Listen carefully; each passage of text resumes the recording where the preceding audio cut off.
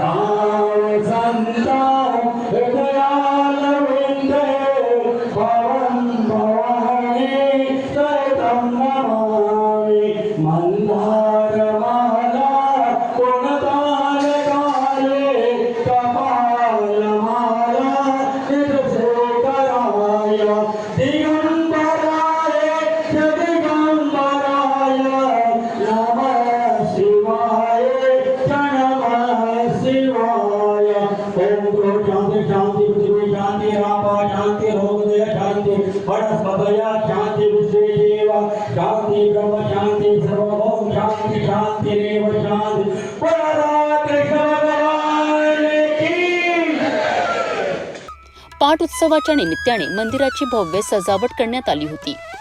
आमराईच्या सान्निध्यात श्री राधाकृष्णांचे अलंकारिक दर्शन जणू वृंदावनाचा अनुभव देत होते। या पवित्र दिवशी अपरा एकादशीचा योग आला आणि त्याच औचित्याने भव्य महाआरती आणि पालखी सोहळा संपन्न झालाय। या सोहळ्यातून गोरक्षणाचा संदेश देण्याचा समितीचा उद्देश होता। या कार्यक्रमाची सुरुवात अभिषेकाने झाली। त्यानंतर पालखी यात्रा आणि रामप्रियाजी यांच्या मुखारविंदातून एकादशीचे महत्त्व सांगितले गेले।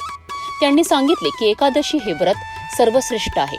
जेव्हा आपण नियमानुसार हे व्रत करतो तेव्हा त्याचे फळ त्वरित मिळते। पूर्वजनांना मोक्ष देणाऱ्या अपरा एकादशीचे विशेष स्थान आहे।